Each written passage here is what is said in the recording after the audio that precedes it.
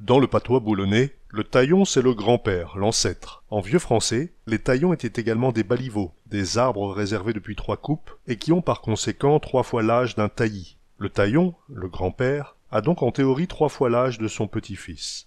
Le taillon, c'est le grand-père, et puis le rataillon, à mon sens, l'arrière-grand-père. Mais je dirais que souvent, c'est devenu quasiment l'ancien, celui de la famille qu'on écoute, un peu, je dirais le sage qu'on peut retrouver dans d'autres communautés. Et on dit, ce style-là c'est comme Mataillon, ou ce style-là c'est Mataillon. Alors qu'en réalité, quelquefois, il n'y a pas du tout de lien de parenté. Et puis une taillonne aussi pareil, quelqu'un qui a été élevé par une autre personne que de sa famille, ce qui est arrivé quand même de temps en temps avant. On disait, c'est comme une taillonne, à ma élevée, elle est comme une taillonne. Et par contre, c'est un terme, c'est vrai qu'on utilise de moins en moins quand même. Alors que moi, je me souviens encore, étant plus jeune, on l'entendait de temps en temps en disant je vais voir ma taillon.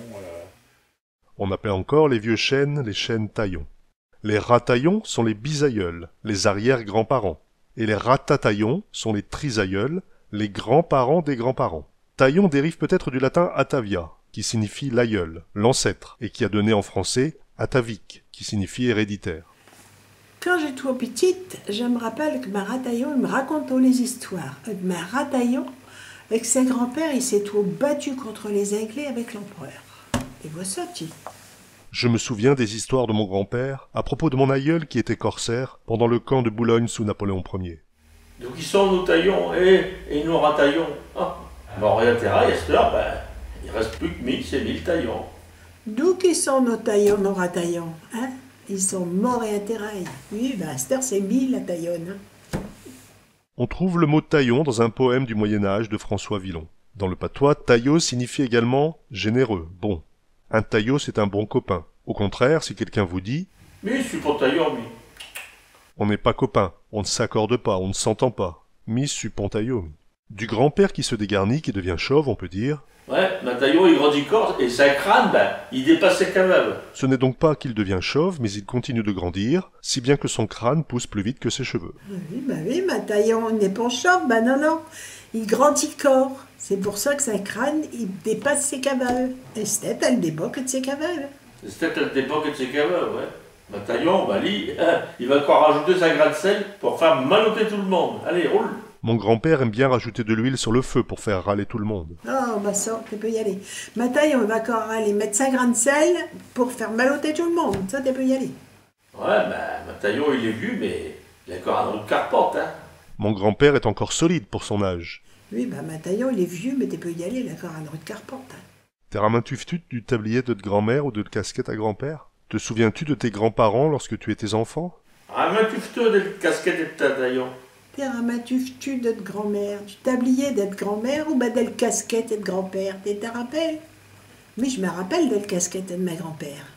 Quand on nettoie tous à table et qu'on nettoie au ponçage, il nous garotte ce casquette comme ça, casquette de marin. Il fallait que tu ailles le ramasser et puis que tu y ramènes. Et puis quand tu y ramènes ce casquette, je te garantis que tu en apprends un bruit de claque avec ce casquette. Ça fait toujours mal, quelle visière, tu peux y aller. Ouais, étant jeune, que je dormais tout longtemps le matin, ma taillon me disait, allez, t'es guerre, des jeux de tali. Oui, quand je rentre trop tard au soir, tu vois, on allait danser, tout ça, ma taillon me déjoue de ma lit, allez hop, déjoue de ta lit, quand on sait s'amuser, on sait travailler, allez hop, au boulot. Tu diras à ta taillon qui ravote des accorchaves. Bien sûr, tu diras à ton grand-père de raccommoder son tablier de travail. Va raconter tes histoires à quelqu'un d'autre. Oui, c'est ça, on parle toujours. Tu diras à ta taillon qui ravote de snacorcheux. Oui, c'est ça, tu demanderas à ta taillon s'il la retourne au snacorchave. Mêle-toi de tes affaires. Est-ce que je te demande si ta grand-mère fait du vélo? Ouais, ça, c'est du bras de ta taillon, ça t'en reviendra un jour. Tu vas me le payer plus tard, ça. Oui, ça, c'est du bien de ta taillon. Ça t'en reviendra, t'inquiète. Ma taillon, il a voix un horloge de ménage. Elle sonne aux l'heure des mariages, des baptêmes et des morts qui n'a voulu dans le village. Ma taillon, il se pour les quoi, elle se ramène vent les gâtières de sa grand-mère. Mon grand-père se souvenait des gâteaux que faisait sa grand-mère, et il en salivait rien que d'y penser. Un fameux héritage. Figurez-vous que j'avoue un taillon, ou peut-être même un rataillon. Peut-être même d'ailleurs qu'il n'est au pont d'une famille. C'est un vieux matelot qui vit au pont ballon d'ici. Il reste là tout seul, il n'a pas pont de maison. Et même sans savoir qui c'est pour lui comme un taillon. Ça parle pas grammaire, un taillon, mais quand ça parle, ça dit des belles choses. Il est au riche, ma grand-père, et il disait toujours, j'ai le centaille et puis le maire, je suis le plus riche de la terre. C'est pas toujours avec des sous qu'on est riche, et lui, il m'a laissé un fameux héritage. D'un scanot à retournaille qui lui servait de maison, il n'avait pas un grand cosse. Des caillel, un tabron, un vieux banc peinturaille, une vieille armoire bulaille, 3 casseroles à crochaille et une bassine émaillaille. Dessus une petite étagère, et avoir une statue de la Vierge avec l'éléphant Jésus. Et corbin d'autres choses que je me rappelle même plus. Mais il y a pourtant quelque chose que je me rappelle le mieux, c'est de la crèche qui faisait tous les ans à Noël. Pose à être sur un baril, elle est au là dans le fond, à l'avant de ce maison. Et il me disait, viens piti, viens doucement, réveille-pon l'éléphant Jésus. Et en me faisant assire sur un petit banc, et là, tout doucement, tout près de la crèche, il a le mot « Deux petites candelles ». Et puis, il me raconte, « Tu vois, ma petite, Stéphane-là, eh ben, il est corps plus pauvre que mi. Mi, je suis riche. Mi, j'ai corps une canotte pour me mettre à l'abri. Eh ben, lui, non, il arrête tout ça. Il a tout juste sa paix de paille pour pouvoir se coucher. Un baudet, un mouton pour pouvoir se réchauffer. Et pourtant, tes voix, on parle corps de lit. Hein. J'ai au pont n'importe qui. Hein. Puis, il me parle des rois mages. C'est là qu'ils allaient arriver. Ils connaissent au même lui nom. Melchior, Gaspard, Balthazar. Ils vont bateau arriver, tu sais. Ils auront un trésor.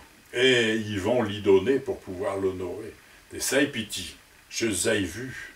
Dans le temps, là-bas, quand j'étais au servicier, là-bas à Salonique, et mis dans ma tête d'éléphant, je faisais des voyages.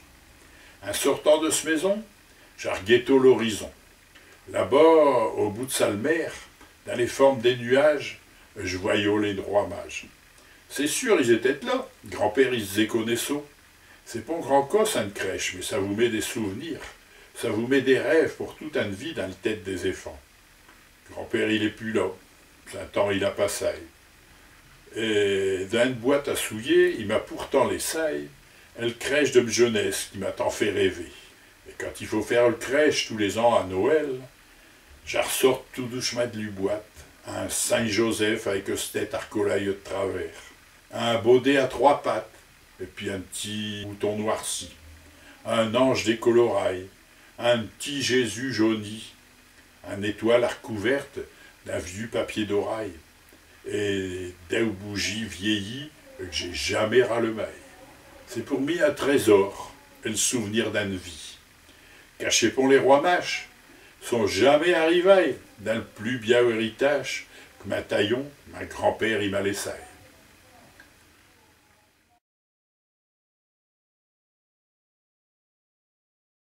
Est-ce qu'on peut imaginer un Boulonnais ne parlant pas le patois? Oh non, on peut pas faire ça. Le patois, c'est une langue natale, ça, faut pas le nier, ça. Mais est-ce qu'on peut aller loin avec le patois de Boulogne? Oh, bien sûr, tout partout. On le comprend dans le nord, tout partout. Oui, mais à part le nord. Oh, ben pareil, il y en a aussi. Dans le fond de la France aussi, il y a des Boulonnais. Oui, mais pourquoi on empêche les enfants de parler le patois, là? Qu'est-ce qu'il empêche les enfants de parler patois? Allez. Parce que les instituteurs, ils sont trop bien élevés. C'est une question d'éducation de ne pas parler le patois? C'est parce qu'à l'école, on apprend à parler le français. Mais s'il y a des professeurs de patois, tout le monde parle au patois, c'est une naissance, ça. Un jeune anglais, comme il arrive au monde, il parle anglais parce que ses parents parlent anglais. Il parle le patois de Saint-Pierre, ça se trouve pareil. Ah ben, mais à cause qui se manière, là.